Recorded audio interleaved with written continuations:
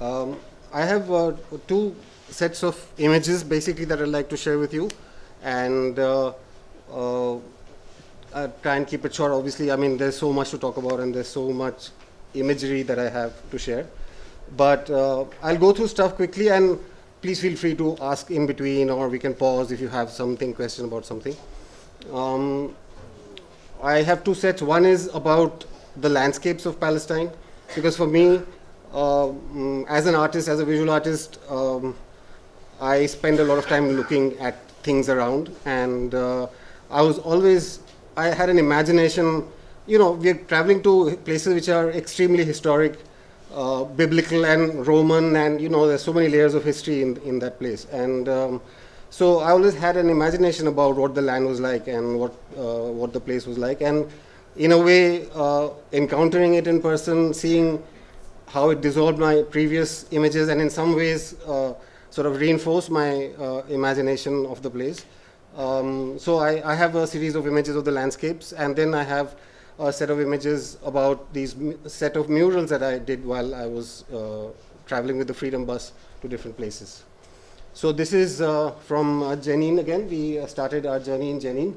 This is in the market, and as you can see, there isn't a lot of street food, unlike, it's not like India, but there are people who sell certain interesting things. This was a guy selling this Palestinian bread, which is, and this, yeah. And in the corner here, you can see that he's a police officer of the Palestinian Authority. So, so they're different from the towns like Jenin, which are under the control of the Palestinian Authority or allowed to be under the control by the Israelis. They have their own systems, and the police belong to the Palestinian Authority. This is not in any particular order. We went to many different places. This is a Greek Orthodox church in Ramallah.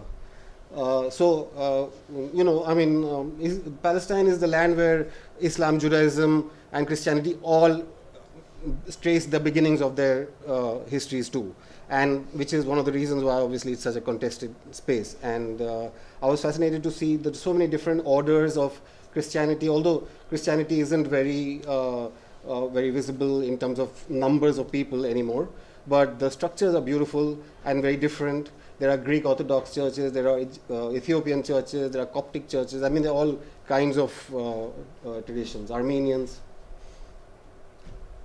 This is another old house in Ramallah.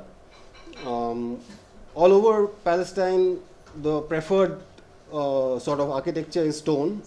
Is this beautiful yellow sandstone that is used most of the time. And it varies in color. In some towns and places it's very pale, creamish, and to a kind of, in places like this rich golden yellow. This is the memorial to Mahmoud Darwish, a very interesting and lovely space in Ramallah.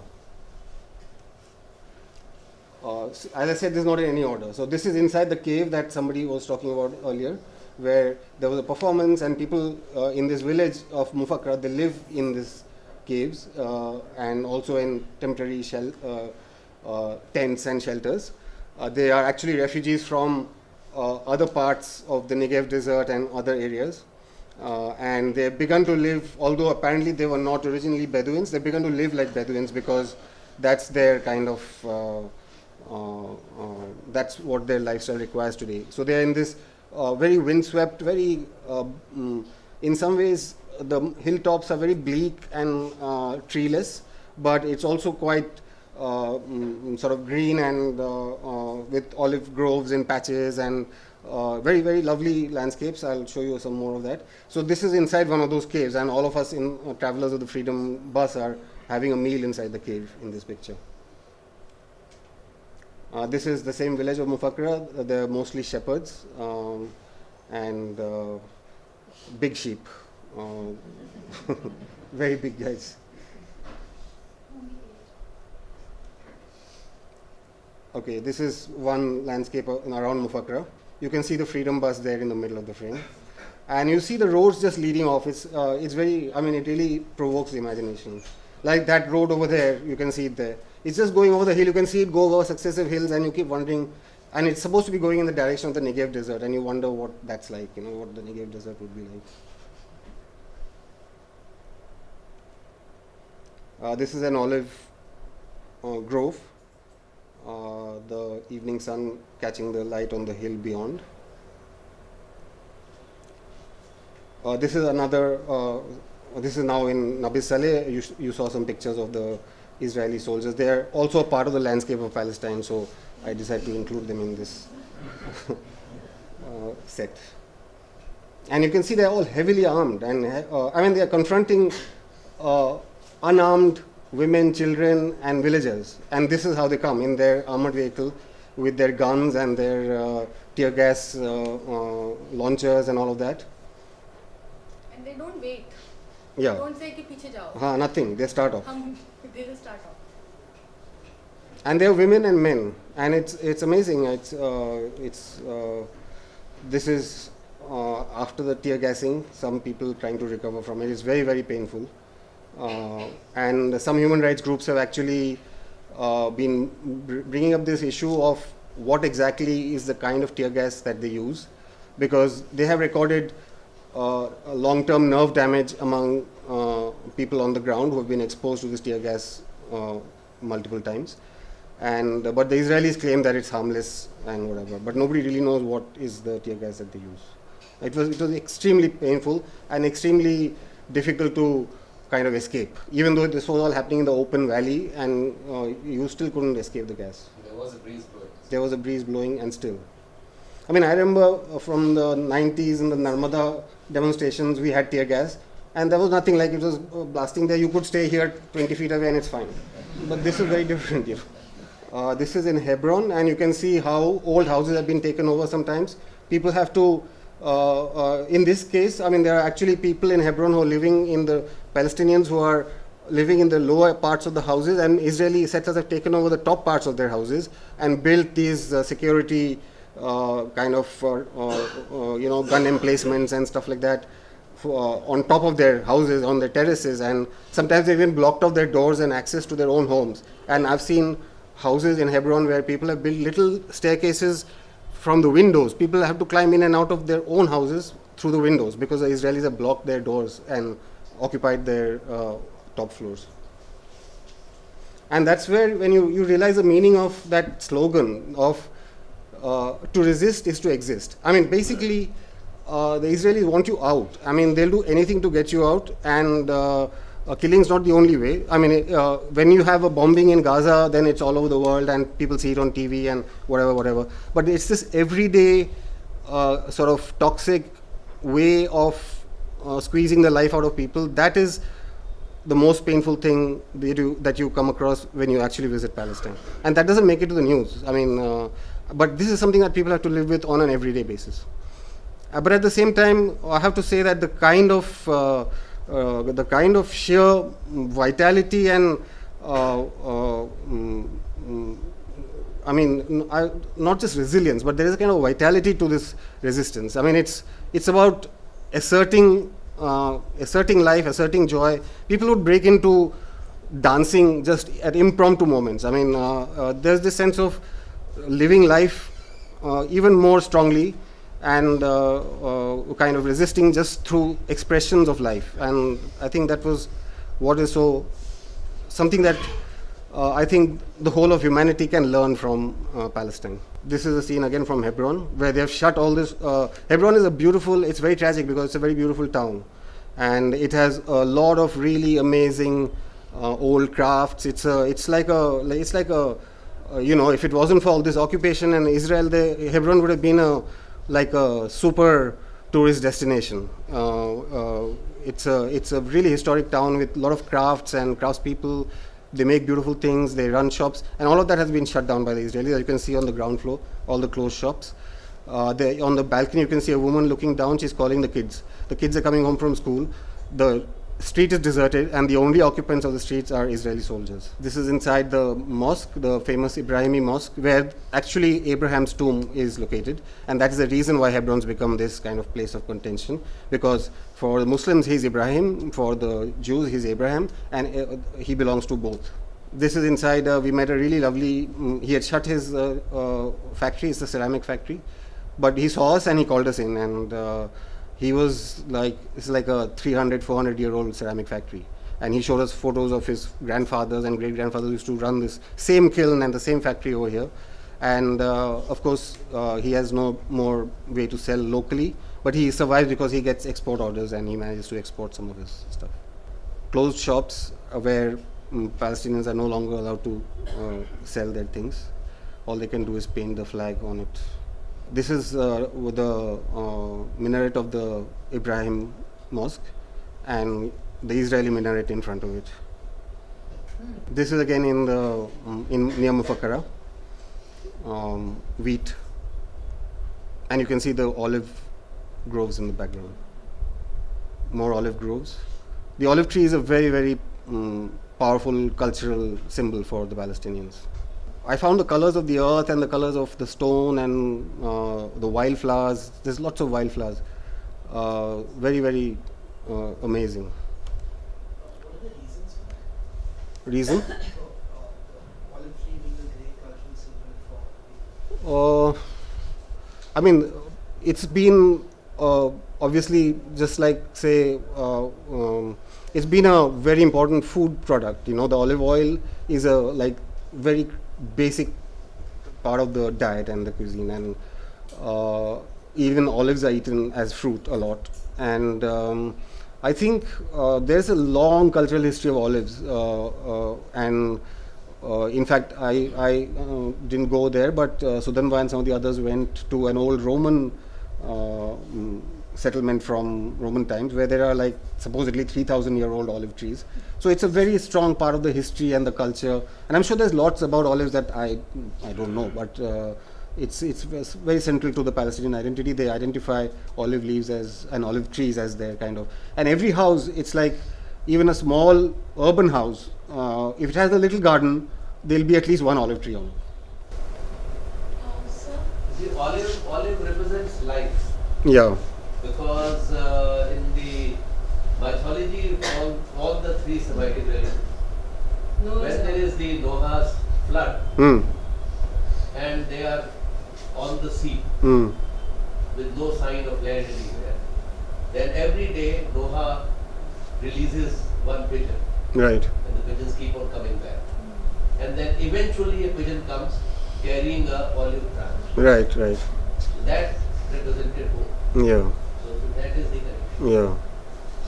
But of course, that points to the fact that the olive got commemorated in that story Yes, absolutely. for the reason that it was already something very yeah yeah.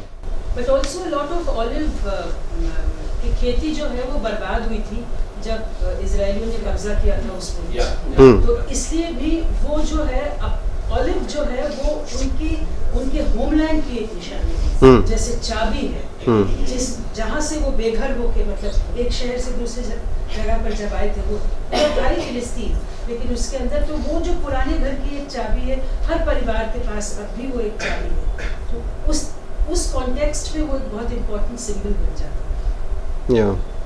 sir, Yeah. how isolated is Palestine from Israel when it comes to trade? There is no trade as such. I mean, in the sense that Palestinians have to buy certain Israeli products because nothing else is available, and I don't think Israel buys anything from Palestine. It just takes it. Yeah, it just takes. They don't need to buy. They can just take it, and and also for trade to happen, there has to be even the possibility of exchange and interaction, which is not there. I mean, as internationals, we could move between the areas under Israeli control and under occupation, but for Palestinians, they can't really move between these unless they have the required permits, which very few have. This is also shepherds and donkey mules. That looking at this landscape and these kind of scenes made me kind of think of why this this symbology of Christ as the shepherd. The stone which I was fascinated by. This is just a block of stone lying there.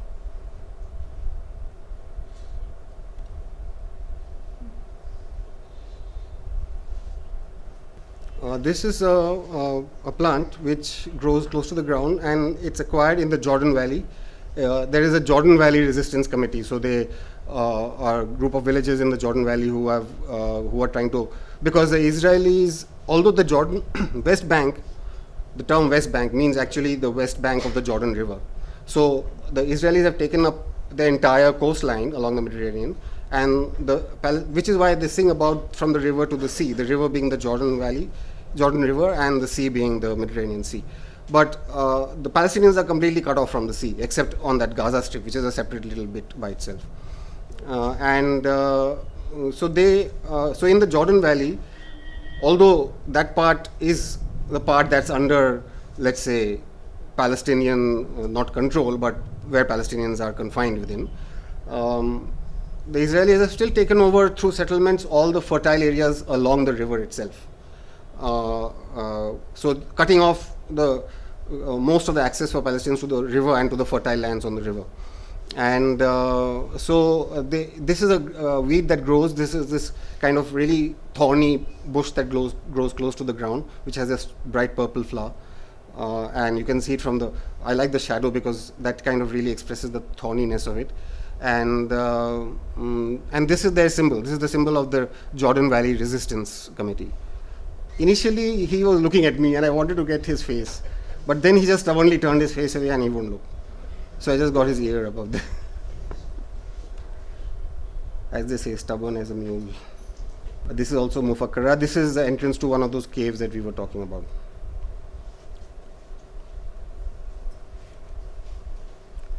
Also in Mufakkara, from the top, looking out towards the Negev desert, which is almost the entire southern half of Israel. As I was saying, there isn't a lot of large trees, but they're rolling hills, and there's so much of rich life that grows on the ground.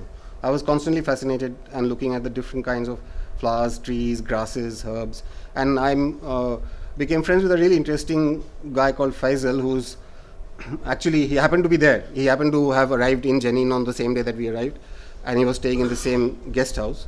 And in the end, he ended up joining us on this bus ride, although that's not what he had come to do.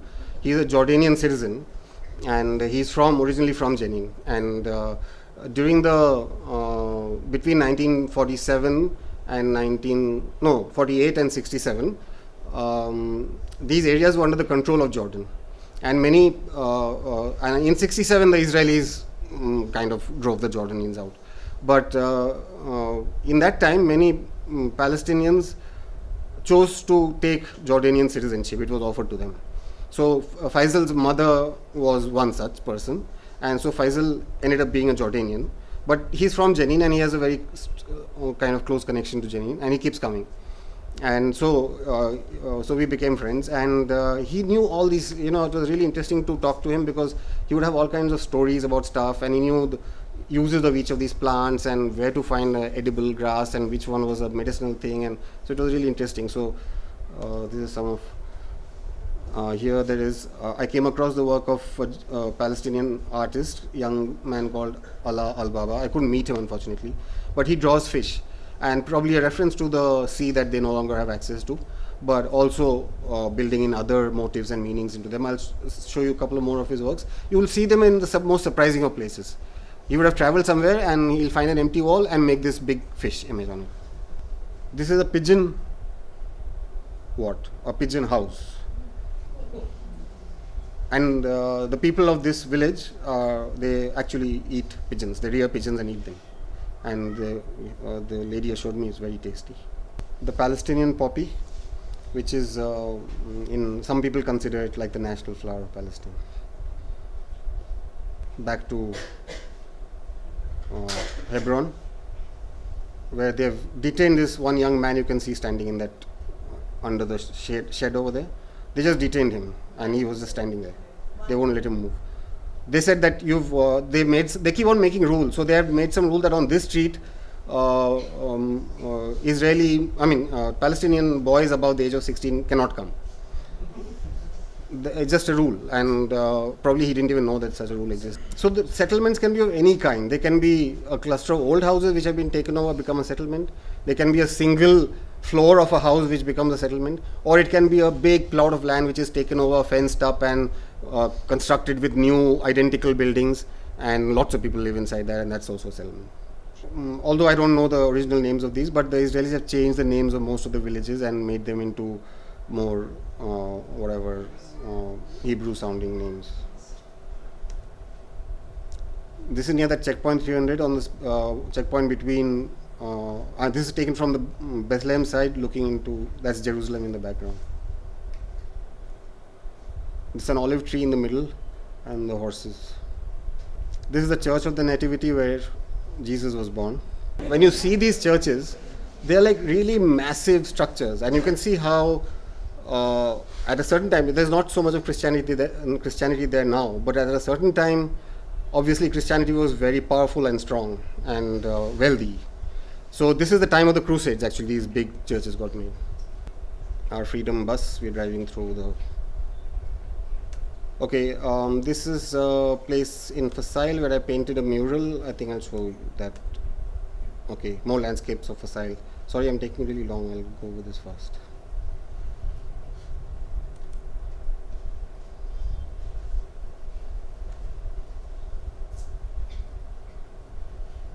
In this kind of a landscape, for a tree to get a girth like this means it must be hundreds of years old.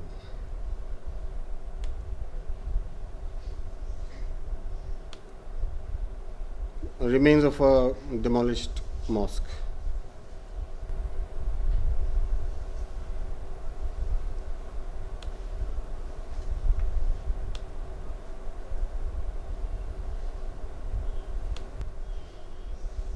Very quite close to the kind of landscapes we paint here on the backs of auto rickshaws and things.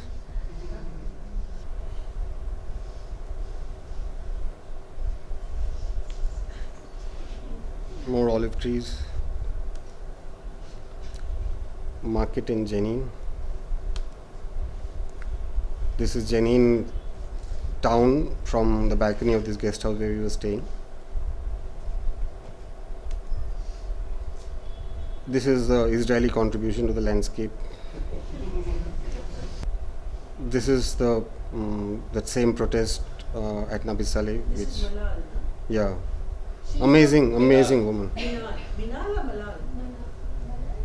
Manal, I think. Manal. Well, she inspired one figure in the mural I made later, so that's why I thought I'd show a few pictures. She is of the her. mother of that young journalist that Urvashi was talking Yeah, about. yeah.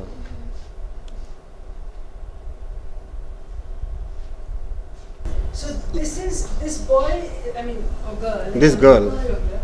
They were on the hillside Hmm. when the road was like this, and on the hillside, and they suddenly appeared. They Yeah, were yeah. there in the beginning. Yeah, they were hiding. तो हाँ, और वो एकदम ऐसे निकल के आए, फेंका और उनके मुंह पे वैसा मास्क था और वो गायब हो गए, फिर जाते. And we, from a distance, you could see. You wondered why the tear gas shells were also going on this On the hill. apparently ordinary hillside. You guys were down there. Yeah. That's the second. No, but I like this image also because she's like an interesting inversion in two ways. I mean, it's like the David and Goliath, except David was a Jew, and she's like this inversion of David. And well, David, especially Michelangelo's David, is a very good example of a man, and she's a girl. And that's another kind of That's a settlement. Yeah, that's a kind of settlement where identical houses are built, or hillside is taken over, and a series of identical houses are built. And this is the sister or cousin of the one who's throwing that slingshot, and she's a really talented artist. And she came afterwards and she showed me all her drawings, and we had a discussion about drawing. And she asked me how to draw noses. I have trouble drawing noses. So in the morning she's facing tear gas, and then they're back, and we had an amazing lunch at her house, and then she brought out her drawing books and we were drawing. I mean, that's what I mean by this sense of not allowing of living life to the fullest. And it happens, you see, with the children, and right from when they're little. And that's an amazing quality. You can see in my eyes that I've still got tear gas in my eyes. I mean, I look like half drunk. That's the journalist. Yeah. Yeah, and she runs this amazing blog.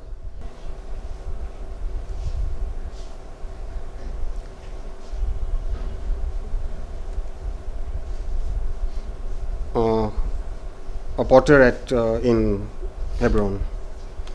Some of the artwork in the mosque, in the Ibrahimi mosque. Okay.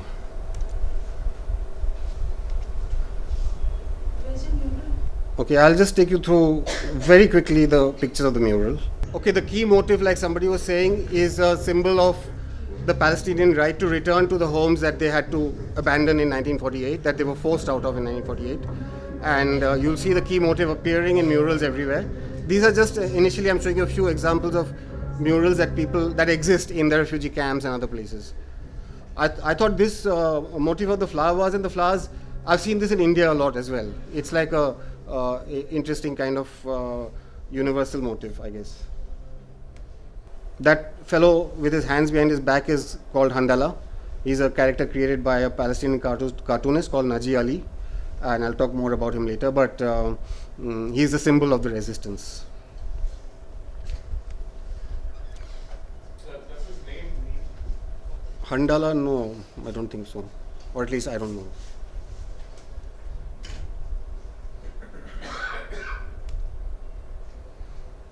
You see sometimes interesting graphics in various kind of little corners, and so this is obviously a local martyr in a refugee camp near Bethlehem.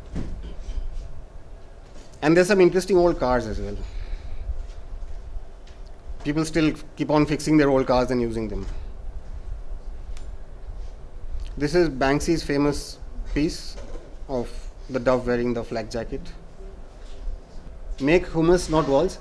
Apparently hummus is a euphemism for sex.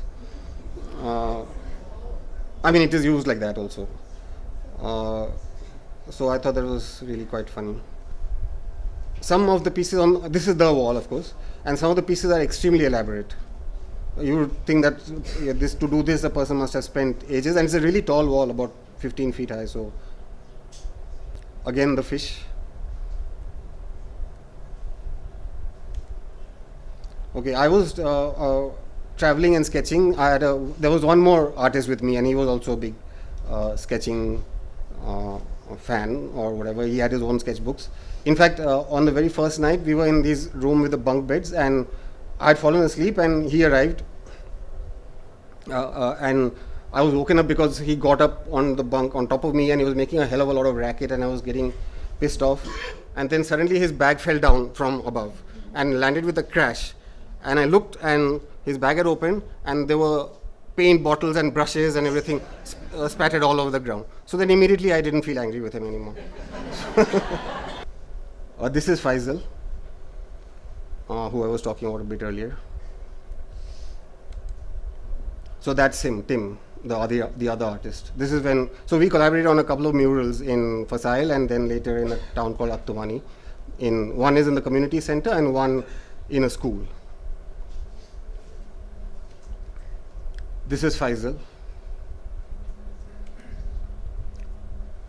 So we started the first mural, and this, I didn't know it at that point, but I realized later it was on the day of Holi.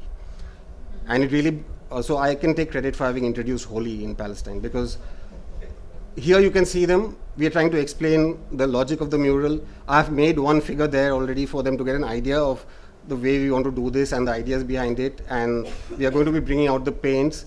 But you can see from the kids that they're least interested in this explanation.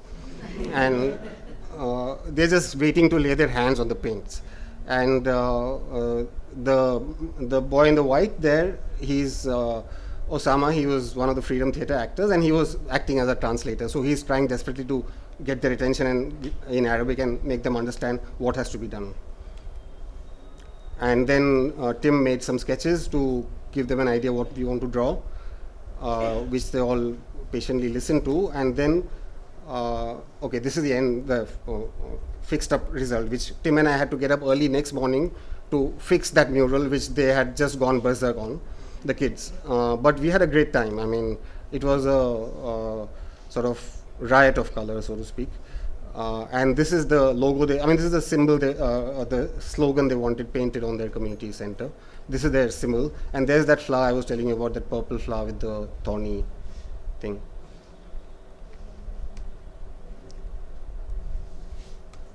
And they went crazy, but the next day, so it became a riot. And first of all, the littler kids, we were told that there were going to be 10 kids, but once the 8 to 10 kids arrived, they just started collecting more and more and more, and like lots of kids came. And the ones who had started earlier, they had access to the wall and they were trying to paint or dipping their brushes in color and doing things.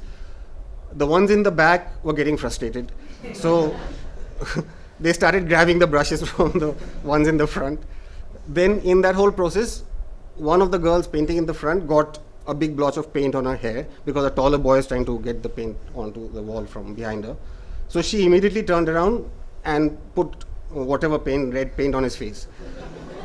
So within minutes, the attention moved from the wall to each other, and they just started painting each other and throwing colors at each other, and it became such a riot. It was amazing, and we were just watching it unfolding, and it was like holy. Actually, they just went at each other. The next day, Tim and I got up early to say, okay, we need to fix this because we can't leave this place in such a mess. And we got up early and we fixed it, and what you see is the end result of the fixed one. But while we were doing that, some kids arrived of the same gang who were rioting yesterday. They came and they were so sweet, and they said, tell us what to paint and where to paint. They asked us, should I put red here? I said, yeah, put red here. And they sat and they diligently filled the red and they add stuff. And they really worked concentratedly and nicely and helped us finish the mural the next day.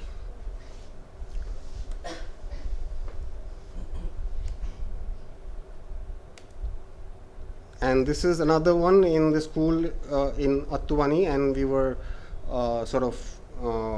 asked to work with the local children in their classroom and do a mural, and which had to contain some health messages. That's what the school wanted. What message? Health. Like eat good food, don't smoke. There's actually a don't smoke thing which was given to us. And then I saw the teacher sitting and smoking in the classroom while talking to the students. So we did all the other stuff. We had good fruit and everything, and we came up with this slogan, which was like up there. I'm very proud of my Arabic calligraphy. It says, good food is the best medicine. Which was translated, and then somebody wrote it out on a piece of paper, and I painted it on the wall. And that's Tim and me feeling very proud of ourselves. And this is the final mural I did on this wall on a small sub-street outside the Freedom Theatre in the Jenin refugee camp. This is what the wall was like. And they had, while we were away traveling on the bus, the Freedom Theatre people had very nicely prepared the wall for me. And so then I started working on it. And again, the children started gathering, but I made sure that they couldn't lay their hands on the brushes and paints this time. But they were, it was nice to have their energy, and of course, whether I wanted or not, they entered into the mural itself. They had to. Various people joined in to help, and it was, so these are some of the details of the finished mural. And this lady carrying the Palestinian flag was inspired by Manal in Nabi Salim.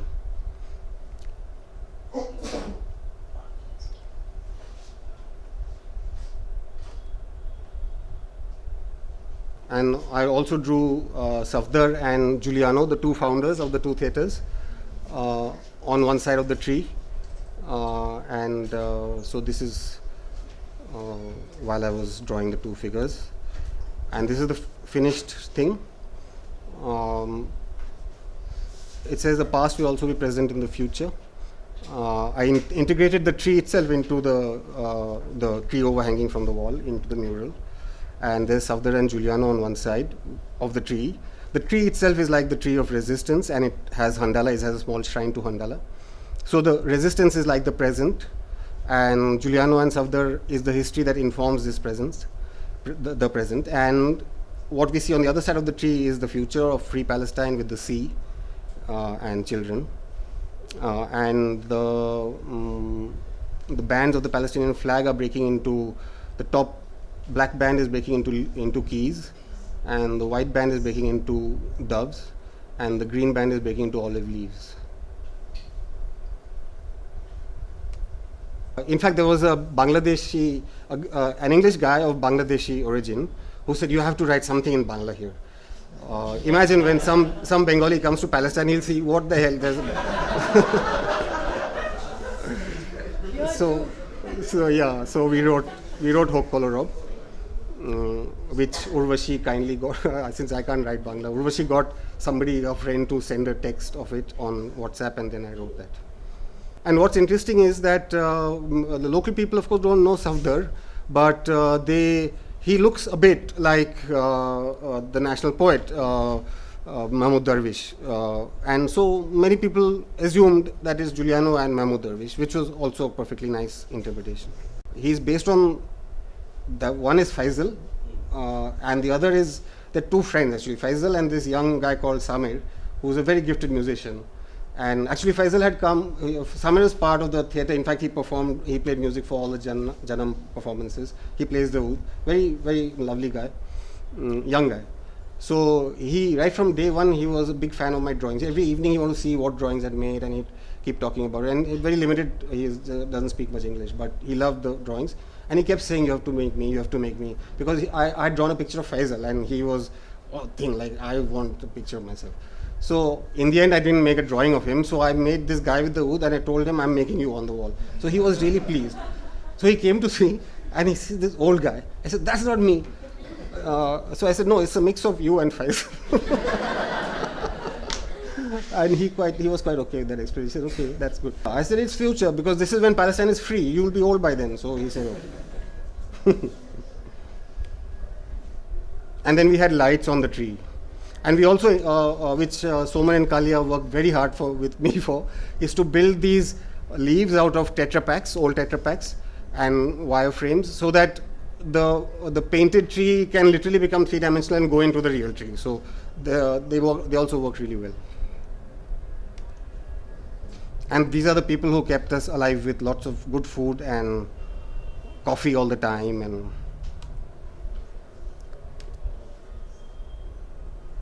okay, that was really long. Thank you.